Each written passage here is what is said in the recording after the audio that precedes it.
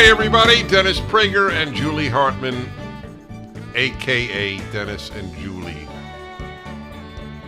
Do you know, folks, if you really like this, we like it even more. And if you really like this, you should consider subscribing. Oh, that I didn't even, that was totally unanticipated. I was, yeah, that's true. Please do, in fact. It helps tremendously in getting the word out. I was making, though, a truly serious point, just for people to know how much we love this. Love it. Highlight of my week. Yeah. Seriously, it is. Okay, I just thought people should know that. Because the last show we talked about, you know, people asking me, do you really believe in the products that you advertise? And as if I would take money for and be dishonest about a product. I just want people to, that's part of the magic of this show, is that it's so real. It's us. It is Dennis and Julie. You know, my favorite thing in life is realness. I seek it in others. That's right. I mean, it's yes. just.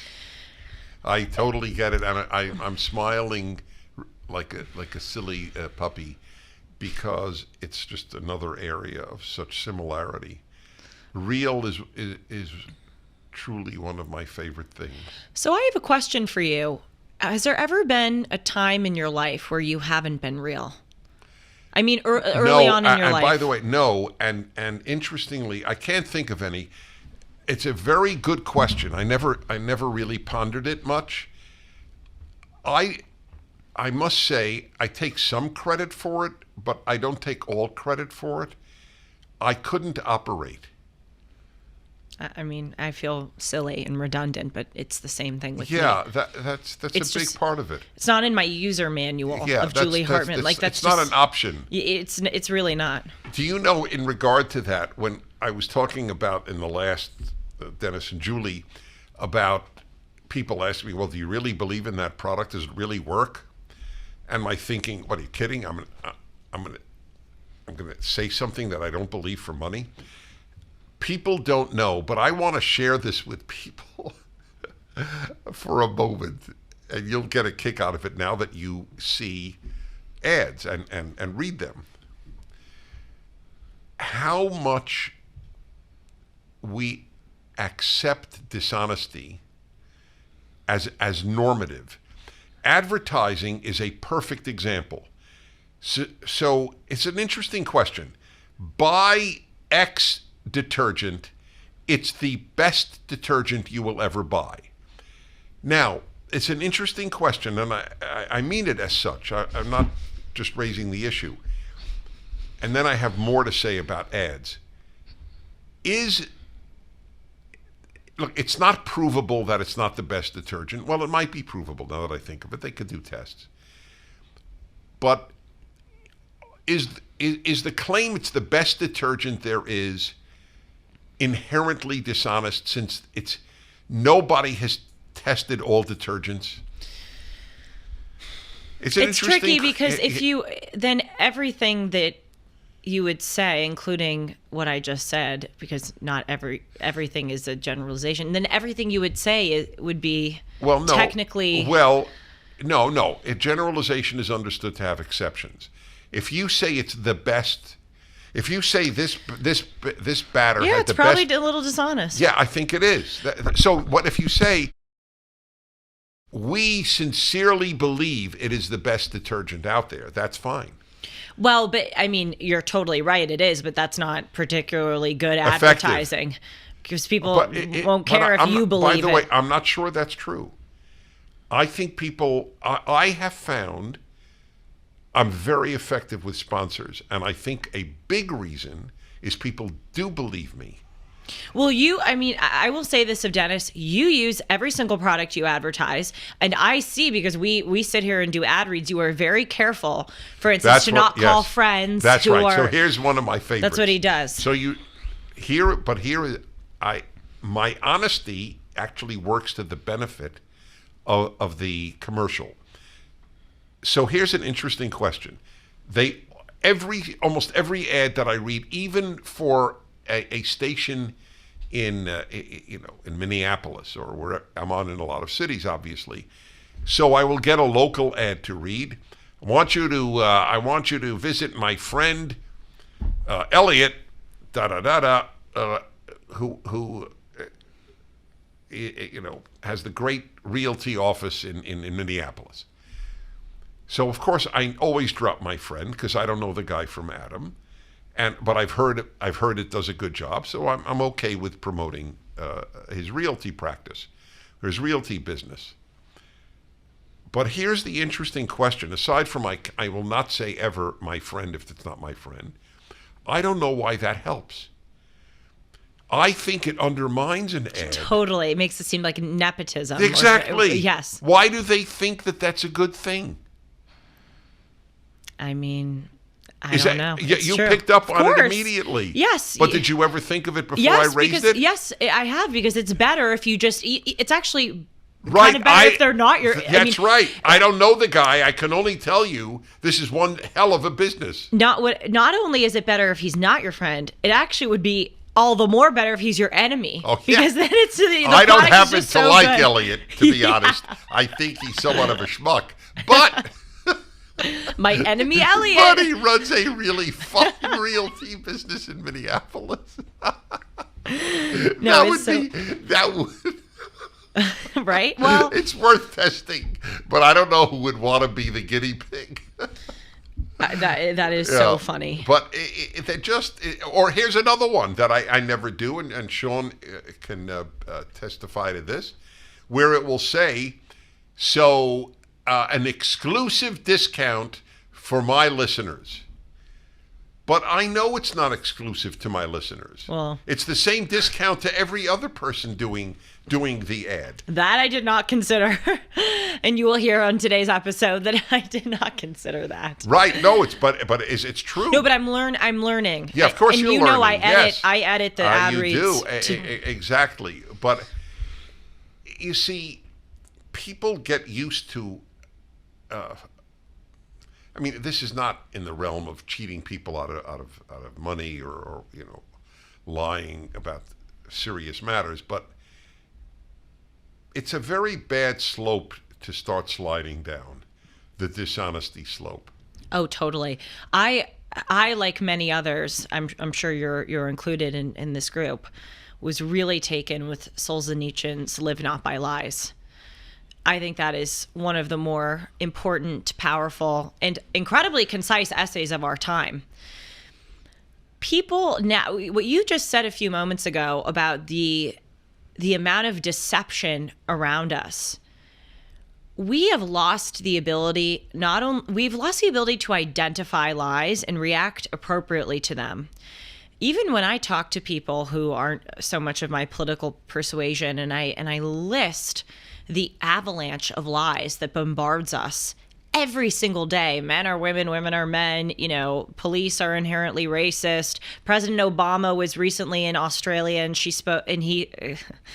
spoke, I'm laughing, I called her Obama she by accident. He spoke to a foreign minister and said that Donald Trump was in charge of China's ascension, or Donald Trump was responsible for China's ascension, totally blowing past all of the things that Trump did to combat the threat of China, and totally, blowing past the fact that our current president, Joe Biden, is proven to have been compromised by the Chinese. But again, we're constantly bombarded with lies, big and small. And so my point is, when I talk to people who aren't of my political persuasion about that, they will sort of dismiss it as like, well, that's just the world we live in now. Everyone lies. Not dissimilar to what we talked about last week with life is a game. Oh, I have to play the game dirty because everyone else is playing the game dirty. It's like, well, I'm not going to be upset by a lie because it happens all of the time. It's really, really sad. But we used to live in a time where people would be angry at a lie. Now people can't even identify a lie, and when they do, they aren't angry. Right? Men give birth. And okay, so this is very interesting. I'm curious to see if this is something that you've encountered in your life, or if it's just among people my age. I notice This would happen in college a lot. It was very sort of part of the culture when you would run into someone on the street who you knew peripherally or you were friends with from afar. You talk to them, how's your semester going? Da, da, da. And then both of you would say, we should get lunch sometime. That's right. Yeah, that's famous. That's an American thing, by the way. No, and it would like be joked about at Harvard because all of us would do it, and no one would ever follow up or have lunch. Yes.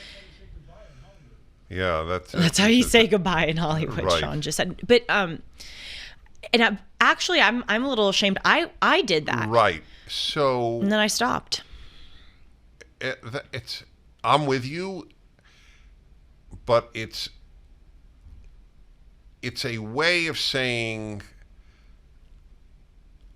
I don't want you to think I never want to see you again. Yes. No, exactly. So what I've started doing is, it's so nice to see you.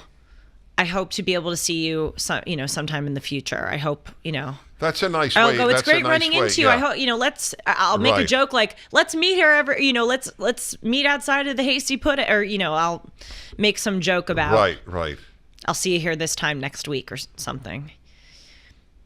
Well, I have a thought, and I lost it. Hey, it shows how relaxed we Yes. are. Oh, yes. Actually, I have a thought on how relaxed we are for a moment. Of course you do. Because I have a thought on everything. Yes. Okay. Hey, you see these specs? What's your thought on that?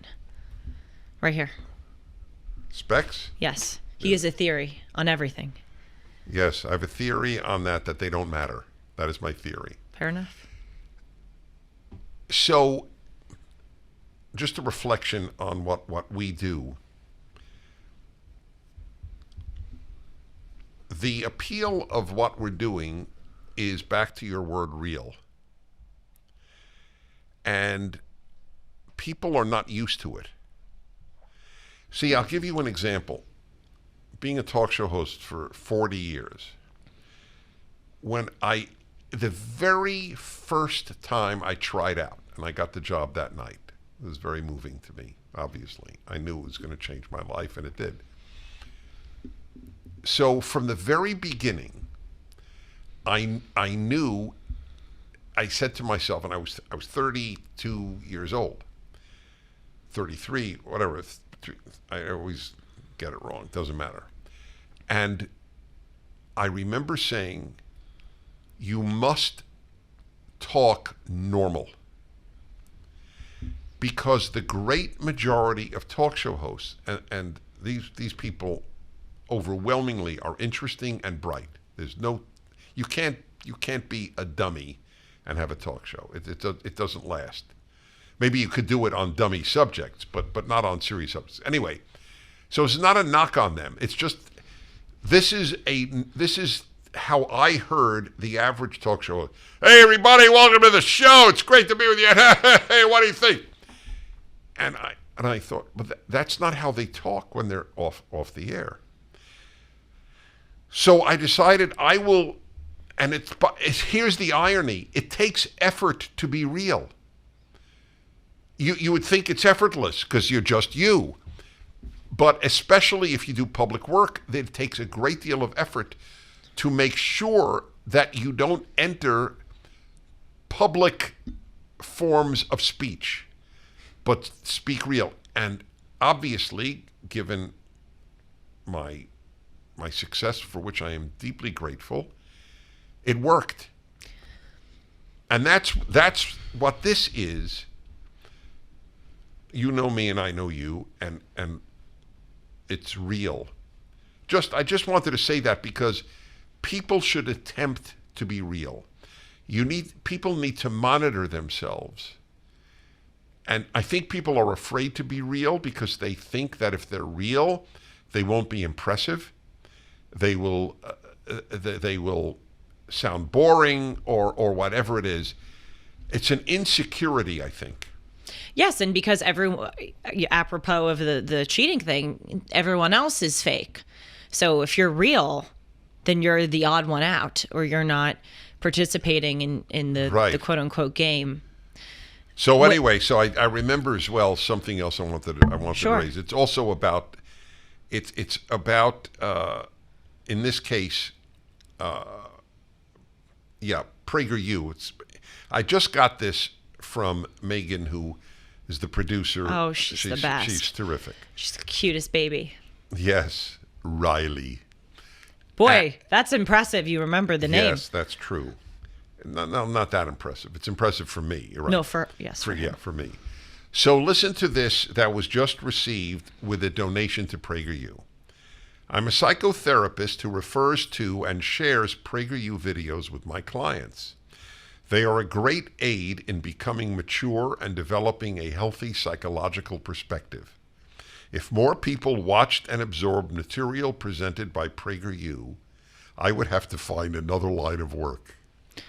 By the way, that's exactly what I said. Well, not exactly, but see, I'm trying to be more precise with my language. Right. Because even though it's not lying, it's, anyway. Imprecise. It is imprecise.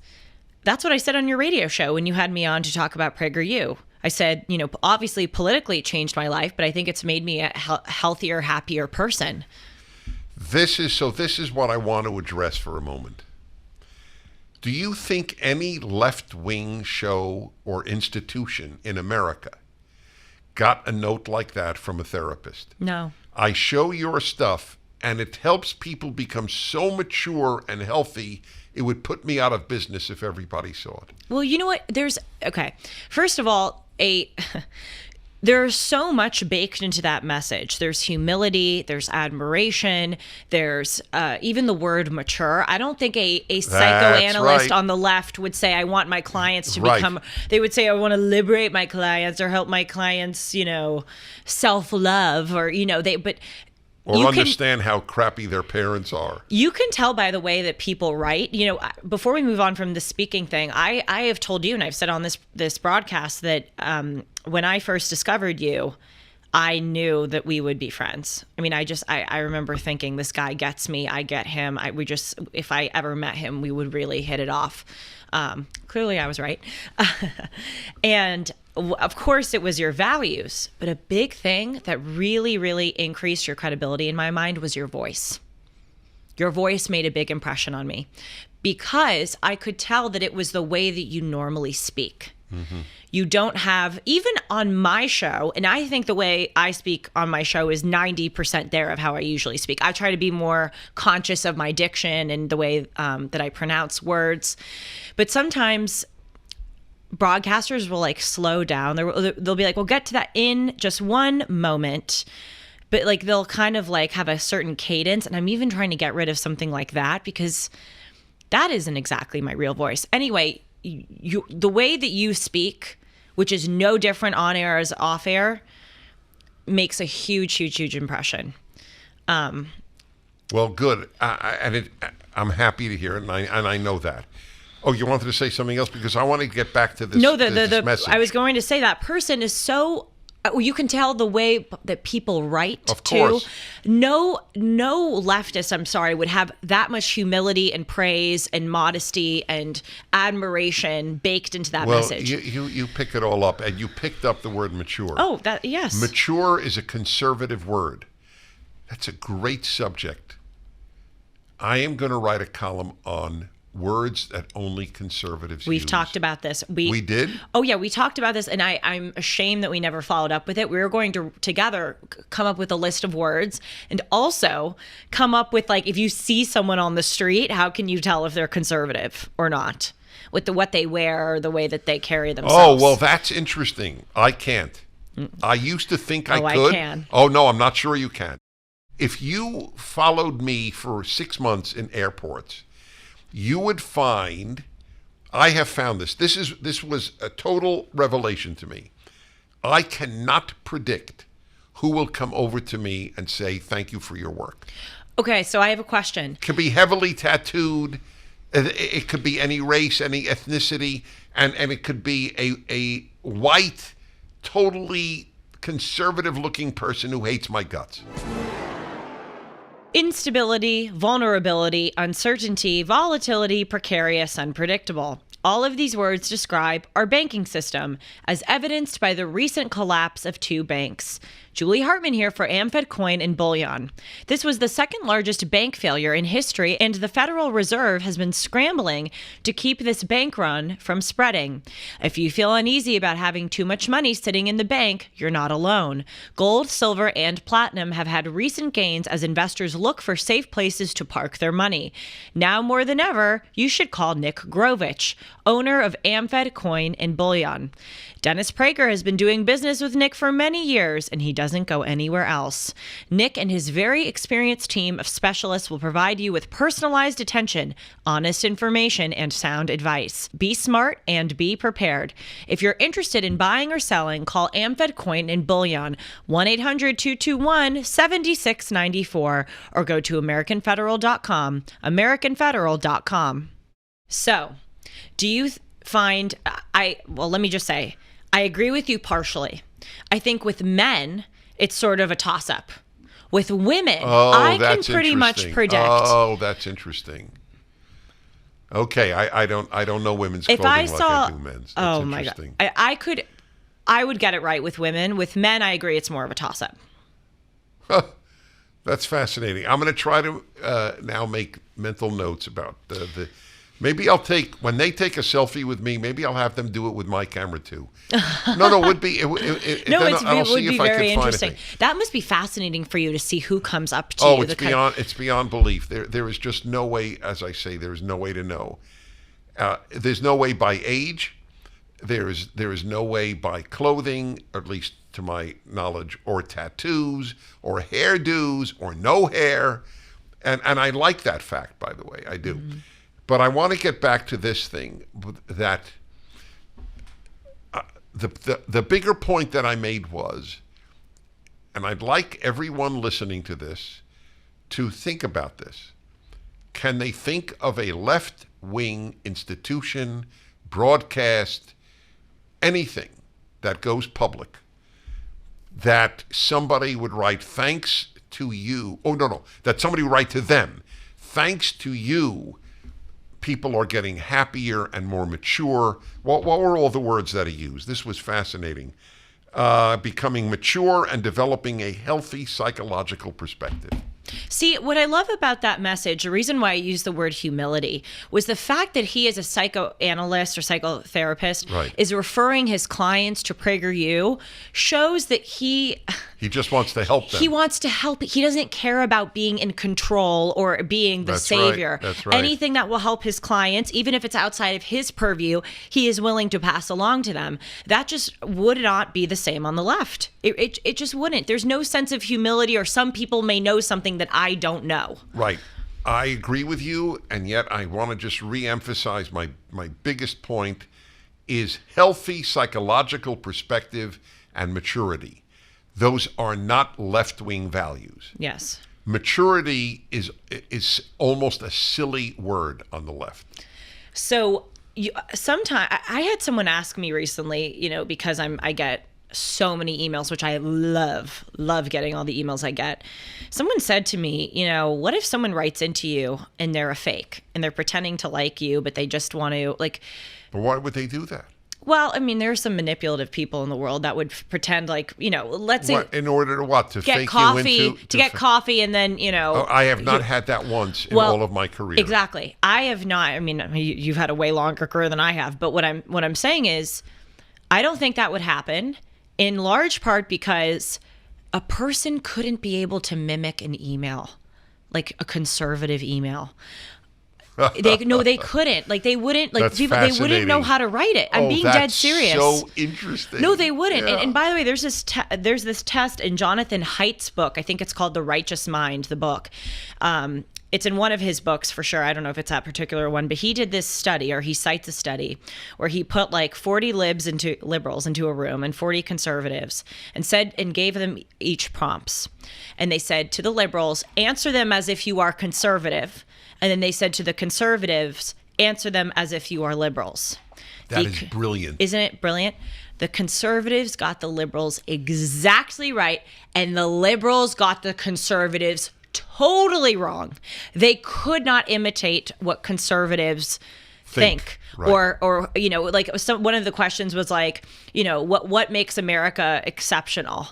And the like liberals were like, oh, white people have been able to earn so, or like, our flag is like, no, sorry, they wrote like the flag is so great and the Constitution is so, like, it was so like surface level of what they thought conservatives believed, and then the real conservative answer, speaks to the Bill of Rights, eternal God-given principle. Like, liberals cannot imitate conservatives, and so no one could ever fool me because I would be able to see in an email that they clearly don't believe what they say. But on the flip side, when I get emails, so many of them from our listeners who are so bright, so smart, obviously it's clear that they're conservative if they're writing to me, and they're often expressing their conservative values. But I can just tell with the first 3 lines who they are. Some people write, "Dear Miss Julie." That's so polite. By the way, you don't have to call me Miss Julie, but it's so polite. "Dear Miss Julie." Would a leftist ever write to a peer and say, "Dear Miss something"? Well, the odds are they wouldn't use dear. Well, exactly. That's another great point. Or our listeners will write, "Your broadcast has made me a better conversationalist. It's made me a better this." Do you think a leftist would say has made me better in any way or has improved my character? I mean, it's just a totally different worldview and set of values. I think that in the vast majority of cases, the more the left influences a person, the worse they become. Oh, and I'll give examples because the generalization sounds so severe. So I would like to know how many people can say, if their child went woke in college, which happens in the millions, I just want to say my kid came home from fill in the name of the school and is now kinder, finer, more mature, more responsible, has a deeper relationship with his mom and me.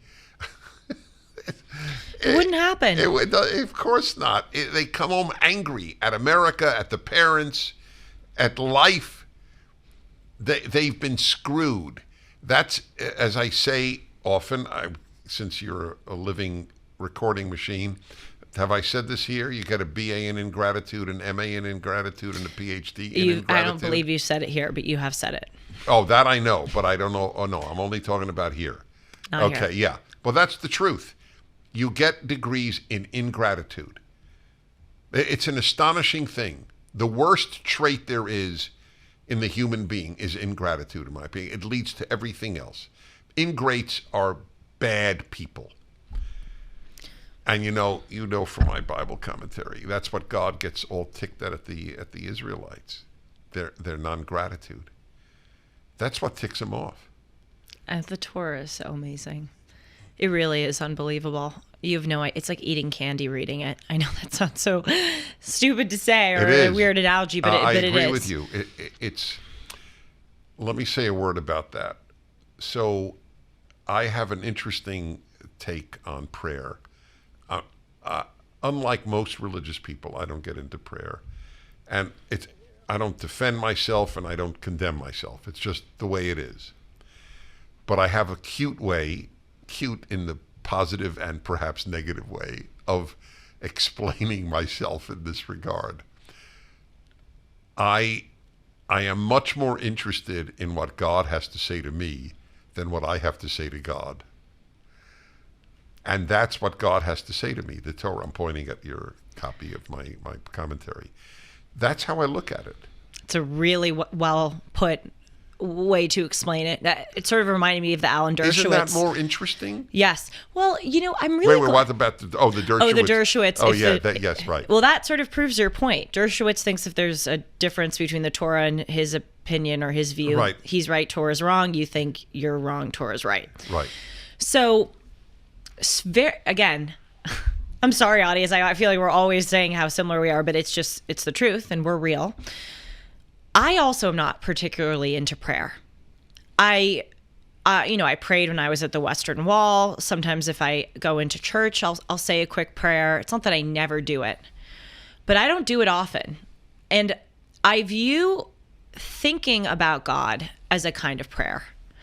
or thinking about my family and wishing and hoping for the best for them, when I'm driving or when I'm walking around in life, I sort of feel like I never pray, but also pray constantly, if that makes any sense. Yes. Because I'm contemplating the divine, I'm contemplating good and evil, I'm contemplating what God wants of me, I'm contemplating what I can learn from him. So it's not technically prayer, but it sort of is. And I would suspect that, I know that is the same of you, but...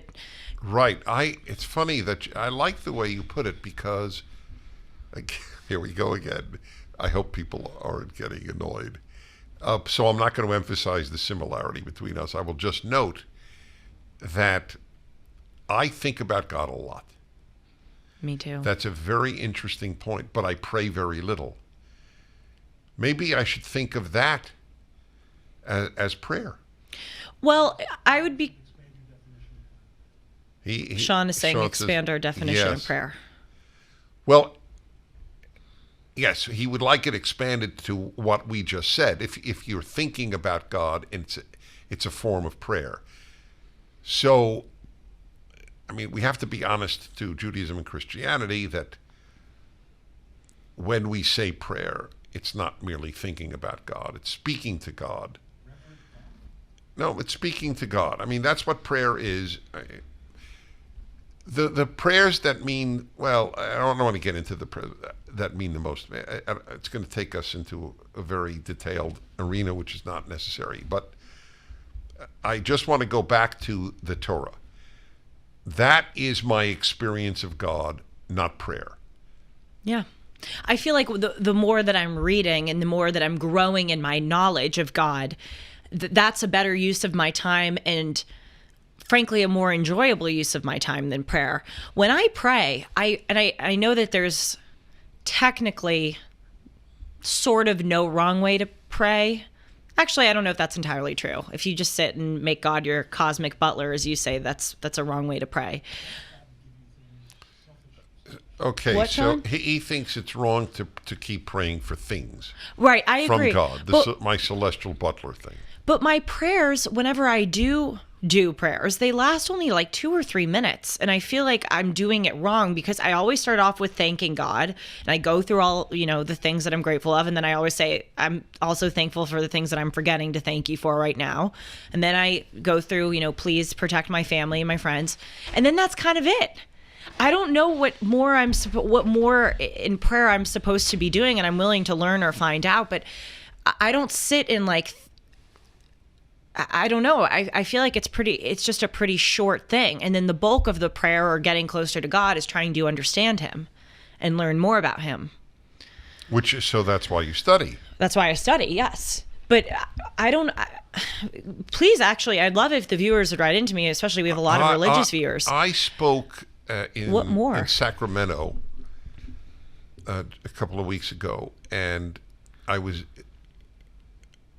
I get the cities somewhat mixed up, but I'm almost certain it was Sacramento, and there were a little over 900 people there, almost all Christians, and I was interviewed by a pastor. Am I right? I have to believe I'm right. Maybe I'm... Yeah. Okay. So he, at the end, looked at the people and said, I'd like to end with a prayer. And of course, I bent my head, and as everybody did. And when he finished, I went over to him and I said, I want you to know I have heard such prayers probably 1,000 times. Yours was the most moving I had ever heard. Oh, wow. And I may play it on the air, although I'm afraid to, because it may seem self-serving, because a lot of the prayer was on my behalf. But it was so moving to me, the way he said it. And it was so obviously real, that I just wanted to note that the prayer that most moves me is spontaneous prayer from a sincere believer. Right. Which in Judaism, almost all prayer is rote. I'm not saying that as a negative, but I don't relate to it as much. there's a prayer book. We say the same prayers every single day, every single Sabbath, every single holy day.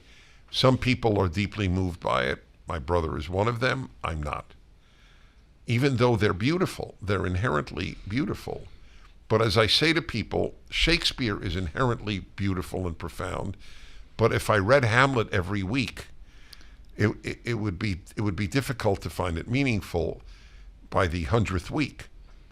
But it's not here or there.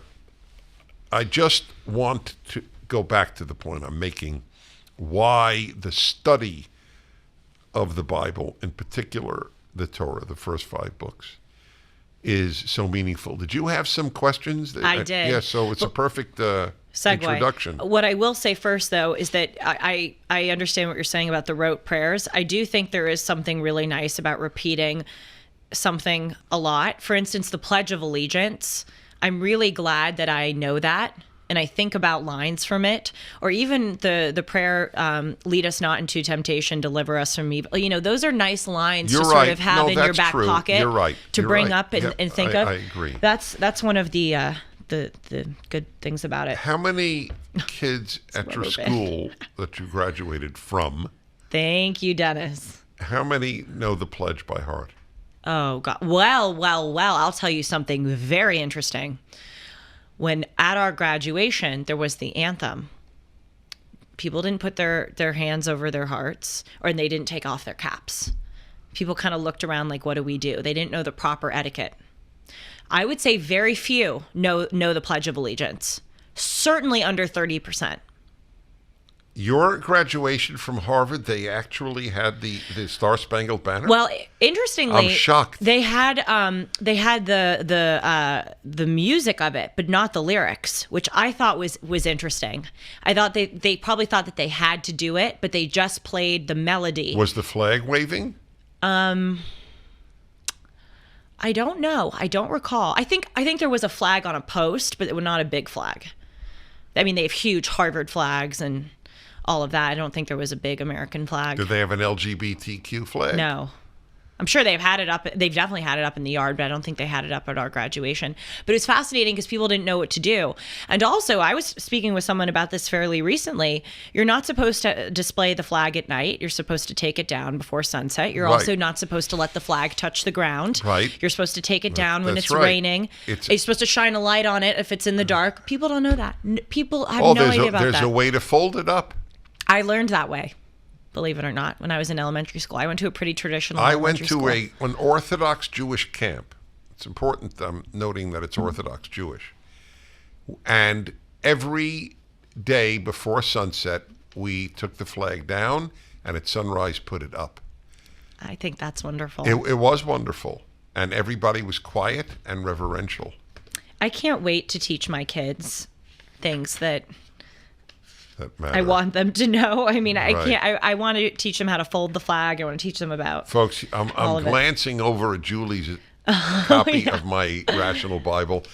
It's almost all underlined. Oh my God! Of course. You sort of should note the lines you're not underlining. It would be easier. I do this with a lot of books, but your book. Oh, look at this page. Yeah, I love it. By the way, I do love it. It means the world to me. Well, my dear. Oh, I also before I write, by the way, with the belief that everything I say must be that important that you would underline it. Well, you said that you want at least one underline a page. You've got it from mine. So I just want to show one other thing to the audience. I think they'll find it to be very touching. I think I am the only person alive, and I recognize this privilege, who has a signed copy from all three. Or I wanted Sue to sign it. It's so typical Sue. She's like, I have to think about the proper thing to say before I sign it. But I have Dennis, Joel Alperson, and Joseph Telushkin. Yeah, that is the only one, I think. That is really cool. That is really cool. Wow. I know. And each of you wrote lovely things. Anyway. Even I? You wrote, sometimes it's nice to talk with you, Julie. Dennis Prager. No, that is impressive. That was bloody impressive, really? Ladies and gentlemen. All the guys cracked up. because Boy, you're easy to crack up. Yeah, no, we're not. That was a very funny, spontaneous rib. I loved it. I thought it was great. Thank you. Thank you. This is what happens when I work with men. All they do is rib each other, and now I'm getting better. I used to, Zach knows, used to not be great at the rib. By the way, now I'm better. He said to our beloved Julie, Dennis. It was very sweet. Just when you thought it couldn't get any better, Mike Lindell with MyPillow is launching the MyPillow 2.0. When Mike invented MyPillow, it had everything you could ever want in a pillow. Now, nearly 20 years later, he discovered a new technology that makes it even better. The MyPillow 2.0 has the patented adjustable fill of the original MyPillow, and now with a brand new fabric that is made with a temperature-regulating thread. The MyPillow 2.0 is the softest, smoothest, and coolest pillow you'll ever own. For our exclusive listeners, the MyPillow 2.0 is buy one, get one free with the promo code Hartman. MyPillow 2.0 temperature regulating technology is 100% made in the USA and comes with a 60-day money-back guarantee. Just go to mypillow.com and click on the radio listener square to get the buy one, get one free offer. Enter the promo code Hartman or call 1-800-566-6745 to get your MyPillow 2.0s. Talking about working only with men, which is all we have here. Would you say that it's a coin toss? Oh, come on. Coin toss. Please. Did I say coin toss? Coin toss, or you already know. If I could say to you, Julie, an all-women staff or all-male staff? I am not even going to dignify that question of the response. And it's not because of opposite sex issues, because I would choose all-male staff too. Duh. Exactly. They're not moody. They bring me cheese puffs from Trader Joe's. Who does? The men. Actually, no. Suzette. I was oh my never God, I'm wrong. brought cheese puffs. Suzette, the call screener brings them. Exactly. You see, I'm an awful it's woman. good to have a woman. I'm not showing woman solidarity. Okay, so Yes, we're okay. going to talk about circumcision. Oh. Brit? Yes, Brit means covenant. Telling you, I learned so much from Shabbat dinner. I know the prayer now. Malahea Shalom. You're getting there, yes. Me mele. That's right. Like before, I used to just sit there. It's really something. Yeah, no. By the way, the amazing thing, and this is the argument for rote prayer, Yep. you go to a Jewish home anywhere on earth, and you will be able to sing that song That's Friday really night. special. It I is think special. I like just zoom out in the world and I think about all the homes around the world that are doing it. It's really, Yeah. it's lovely. Julie's not Jewish, by the way, just for the record. Okay. Julie. Anyway. Okay. So circumcision. My question for you here. Well, first, of course, the circumcision is a covenant, hence the Hebrew word you just said. Right. Well, all right, so I'm going to try to be as untechnical as possible. When Jews invite you to the circumcision of an 8-day-old boy, they'll say, come to our bris. Bris is, there are two ways of pronouncing a lot of Hebrew words. And if one is Brit in this case, or bris, S or T. I do it with the T, but a lot of people will just say bris. So you're really saying you're saying, come to my son's covenant. Right. Brit milah is covenant of circumcision. Milah is circumcision. Bris or Brit is covenant. Okay, go ahead. So the covenant is between God and the Jews. And as you say here, though I can read the actual text of the Torah, you say the covenant is that the Jews are to keep God alive in the world and God is to keep the Jews alive. So a few questions for you here. First, with circumcision, I guess I know that you say, if I knew God, I'd be him. If I knew him, I'd be him. I knew him, I'd be him. I understand you give very good arguments about circumcision is certainly more sanitary, better. I never say sanitary. I never give health. There are health benefits, but it's not the reason for it. So is the primary reason for it specifically is that there's almost like there's a physical mark, almost like the mark of Cain, which is protection. There's the physical mark. Well, I don't know if it's protection, but it's a reminder and it is done on the organ of procreation. It is also done on the organ of sexual pleasure, so that you're reminded of your duty. Yeah, yes, exactly. So, I mean, thank God there is no comparable circumcision with women. It would be sadistic and awful. That's correct. But and this has, contrary to the people in the no circ movement in San Francisco, who say, "Oh, it deprives men of a lot. Having no foreskin deprives them of a lot of sexual pleasure." First of all, it's very few people would know that, unless as an adult you got circumcised and you could say, "Oh, yesterday or last week I had much more pleasure in sexual activity than I do now." I've never met a guy who was circumcised, and every Jewish guy I know has been circumcised, whoever confided in me, just it's not very sensitive, my penis, because I have no foreskin. Welcome to Dennis and Julie. It's absurd. It's absurd. Right. So, I mean, again, totally understood why circumcision specifically is not applied to women, but why do you think men were the ones who had a mark, if you will, of sorts? If that, why is it that men are singled out? Well, I don't actually cover that, because if I don't have something particularly important to say, I just don't say anything. Look, the tradition holds that men are more obligated to ritual law than women are. Why? So that's an interesting question, why.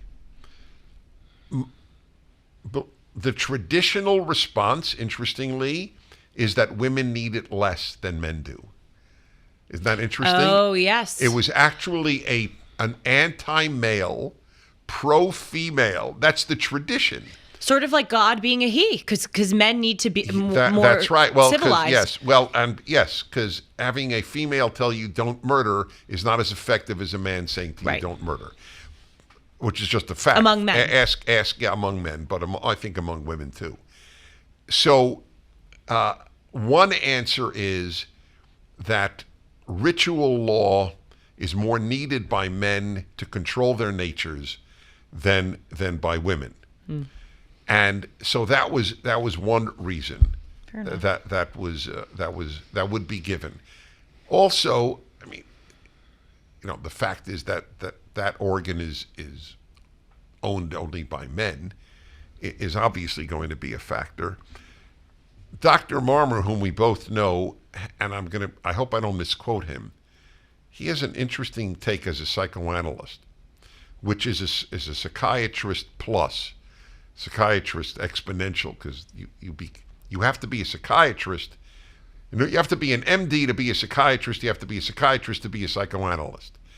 Psychoanalysis is out of favor today because, for whatever reasons, they're not big Freud fans, and Freud developed that. But anyway, he has a psychoanalytic take, and I really hope I'm not misquoting him, but I'd like to give him credit, and anybody credit if I don't have the idea. Remember, child sacrifice was ubiquitous. It was in every culture. He thinks this is the way, in the most primal sense, the father gets to experience that extremely negative emotion of harming even, and I really pray I'm not misquoting him, his rival, his son. Father-son rivalry is notorious throughout history. The son that killed the father would kill the son. And at the second the Brit is over, all he wants to do is protect his son. Oh, so he gets to harm him and then protect him. Yeah, for the rest of his life. Fascinating. It's all subconscious, obviously. No father, I circumcised both my sons, or I had them both circumcised. I didn't think for a second I was harming them. But you have to acknowledge that There's a Very painful interesting. process. Yes. Very, very. This is not exactly related to the subconscious, but I'd also like to credit Dr. Marmer, the binding of Isaac's story, which I called it that because I read your commentary, and Yes. it's the more accurate thing is to call it the binding rather Yes. than the sacrifice. Well, that's because what there it was, is in Hebrew. He Right. wasn't sacrificed. Right. So I talked with Dr. Marmer about it. I've already said he's my psychiatrist on the show. And I think it's so funny because during our psychiatry appointments, which, once a month or whenever we meet, we just talk about the Torah. We both agree that's probably just the healthiest thing to do. Oh my God, it's so fun. We always go past the time. It's really fun. Anyway, he has a great point, very interesting take about the binding of Isaac's story, which I want to get to. We may not have time, where he says it was sort of a symbolic thing to teach the Jews that part of being Jewish is that your posterity, your family members, your children are going to die. The way that he would put it, this I do know, and the way I would put it, and I think I do put it in there. Every Jew who raises his or her child to be a Jew knows that there may well be sacrifice. Way better said. That's exactly what his point. So back to this circumcision. By the way, it's worth noting to you and to the audience, I think I found the synopsis of ethical monotheism in one Torah verse, which is chapter 18, verse 19. God is talking about Abraham, and he said, "For I have singled him out that he may instruct his children and his posterity to keep the way of the Lord by doing what is just and right, in order that the Lord may bring about for Abraham what he had promised him." Did I mention there that that's an ethical monotheism summary? If I had the Torah another revealed ethical monotheism, and this is the verse that summarizes what it means. Okay, so you did. Well, by the way, I wasn't trying to take credit away from you. I forgot that you. No. Anyway, I wrote. I was curious. Ethical that's all. monotheism up here. The issue wasn't credit. The issue was solely, you're so right. I wondered, did I note that? You did. And you say, Okay. God is moral, God demands moral behavior from all human beings, and God will judge them according to his universal moral law. So my question with regard to circumcision is, you say that the exchange, and as just evidenced here, is I, God, will keep you, the Jews, alive if you, the Jews, keep me, God, alive. And so my question... Well, not if. Just, that's the deal. I keep you alive, you keep me alive. So I guess my question, here's what I have written down here is, shouldn't the Jews, I guess the way that this is positioned, shouldn't there be more proof rather than, shouldn't it be an outcome or proof than a promise? A promise seems a little quid pro quo-y, of God. In other words, shouldn't God just keep the Jews alive if they are fulfilling their promise? Then he won't keep them alive if they don't? Well, to a certain extent, you're right, because I note in one of my arguments against unconditional love, I don't remember which book it's in, I assume Deuteronomy. It might also be Exodus.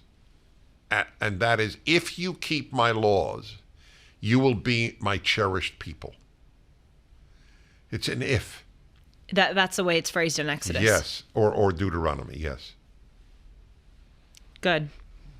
Yep, that's you correct. got Yes. the answers. Okay, so how much time do we have? 12. 12 minutes? Okay. How'd you like that, Sean? I said 12. I have a built-in clock. You know what? That's very interesting you say that. When I wake up at night, I can tell you definitely what hour of the night it is, 2 or 3 or 4 o'clock. And sometimes, I swear to God, I can get the minute. I can go, it's 4:47 a.m. It's just like a thought. It's just, I can't explain where it comes from. Okay, so given that, we'll talk about Isaac another time because that's an hour conversation. So I'd like to move on to the story where Abraham bargains God down to 10 people with destroying Sodom and Gomorrah. So as background, and you can tell me, you can correct if my synopsis is faulty, but Sodom and Gomorrah are these evil cities, evil people inhabit them, and God wants to destroy them. And Abraham, and this is an amazing chapter, it really is, to show that Abraham can apropos of the name of Israel, struggle with God, contradict God, challenge God. It's just an amazing thing. So Abraham says to God, God says, if there are how many? 50. He 50, starts with that's 50. right. He starts with 50. If there are 50 righteous people in Sodom and Gomorrah, I will not destroy the city. Well, Abraham says, what if there are 50 righteous? Will you destroy the city? God says, no. I will save it for because of 50. Okay, got it. So Abraham introduces the number 50. Yes. And then God says no. And then Abraham bargains him down. Abraham goes, well, what about 45? And God goes, no, okay, Right. if there are 45. And Abraham bargains him all the way down to 10. Right. And then God does not, God says that's it. God doesn't say that's it. It's interesting. So he says, he gets him down to 10. Well, would you save the cities, God, if there were 10 righteous people? God said, yes, I will. And then Abraham keeps quiet. Oh, I'm glad you're here, because that's a really important detail. Yes. Even Abraham knows. That's right. So the lesson that Dennis points out is, you, as hard as it is that you may have to destroy a city and have those 10 righteous be killed, you need a minimum. You need a certain number of righteous people in order to not destroy a society. In other words, it's sort of a lesson in cost benefit analysis. Yes, it's unfortunate you may have to kill the 10, but if it means rooting out the evil and destroying the city, then that's what you do. Look, to a certain extent, that's what the Allies did in bombing German cities. I was just and in Japan. Yes, that's right. Which is So my question for you though is, why does God? By the way, if people say, well, there weren't 50 honorable people in Hiroshima, Nagasaki. Yeah, I was thinking of the German city, which is the one that was most, not Leipzig. Berlin? No. Doesn't matter. Whichever city. Maybe it was Leipzig, but it doesn't matter. Remember, you have to do it proportionately. There are very few people in Sodom and Gomorrah compared to Germany. Of course. So, of course, they were righteous people in Germany, but they obviously had zero impact. Right. And in Japan. So look, I understand that you have to be able to see the forest through the trees. The point of the story is that Abraham will... Those of us who aren't God, which is every one of us, can talk to and challenge God. That's the takeaway. And also the takeaway about the cost-benefit analysis with the city. My question for you, though, is why does God get bargained down? Like, why does he start...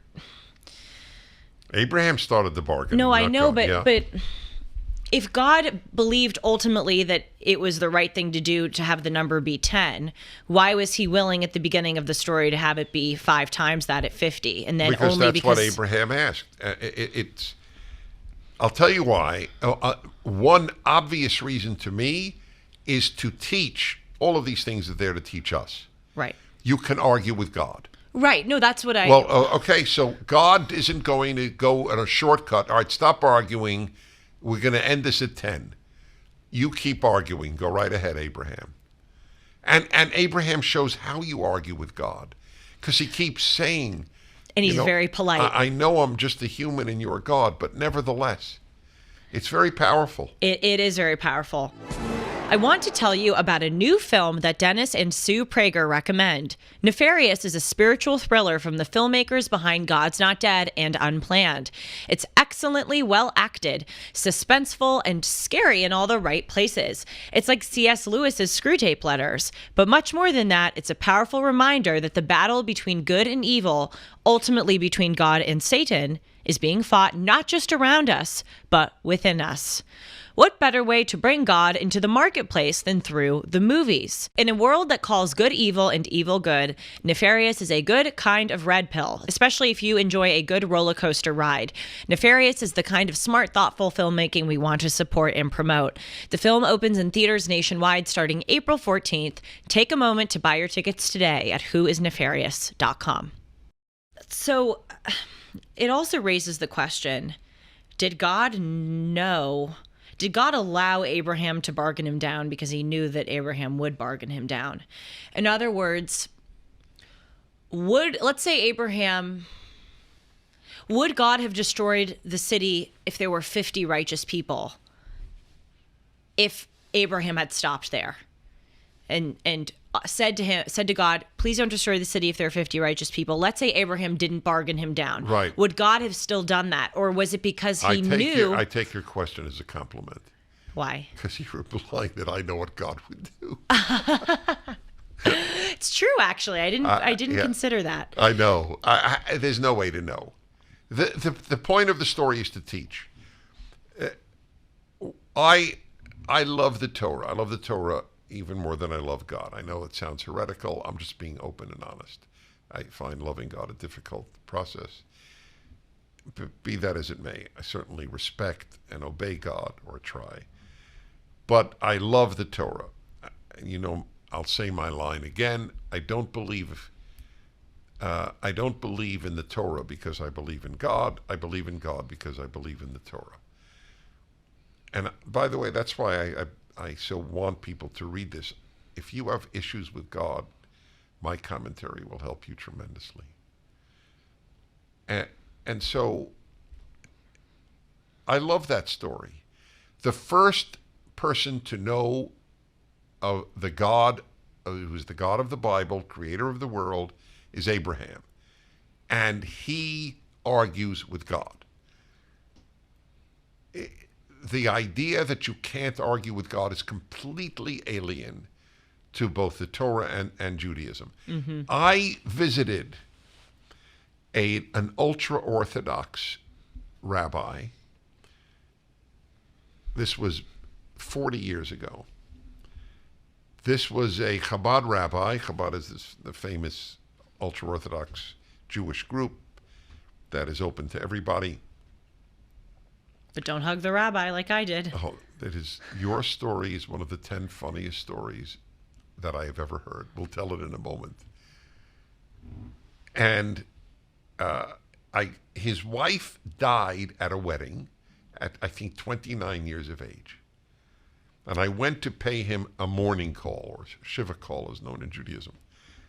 And he looks at me, this ultra-Orthodox bearded rabbi, and he says to me in Yiddish, and I don't know Yiddish, but I know a little enough to understand this. Dennis, he goes like this, Dennis, man plans, God laughs. That's a heretical statement. But it is very Jewish. You can get annoyed with God. You can even say that about him. But, and that's, by the way, why I like Judaism. It's real. You're allowed to be real. It really is an amazing thing. And God created us this way. I mean, obviously the Torah is showing examples of people like Abraham. Let's tell your story, because we don't have a ton of time. Yes, you're right. Okay, so very quickly. The punchline is awesome. After I got back from Israel, I went on a trip. 100 non-Jews, Harvard students were taking to Israel, best trip of my life. And when I got back, all I wanted to do was learn about Israel. So I decided to go to the Chabad for Shabbat dinner. I knew the rabbi. I forget how, but we were friends, and I'd meet with him sometimes. And whenever we'd meet, he would not hug me or anything. We'd kind of like get coffee, and I just thought, oh, whatever, okay. And so I get back from Israel. I was feeling super in the mood to like hug, and especially with the Jews. And so I go up to him and I go, Rabbi Hershey, and I like open up my arms and I'm like, Israel was so fun. And I take a step towards him and he lunges backwards. And then I go, oh, Rabbi Hershey, I don't have COVID. And then I took another step forward. One of the great moments in Jewish history. And one of my friends I don't have COVID. Well, with all due respect to Rabbi Hershey, who I think watches the show, why didn't you just tell me? Like, why did you have to let me be humiliated? Because had he told you, we would not have this hilarious moment. That's fair. I don't have COVID. Wait, so who did tell you? So one of my friends cut in who's Jewish and was like, you can't hug him. And I'm like, well, okay. Anyway, please email me. By the way, I'll explain.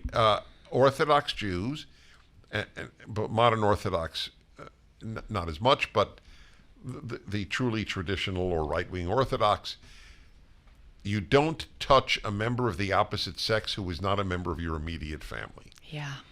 That's the practice. Wish I had known that, but I do. Now you do. You know what I love?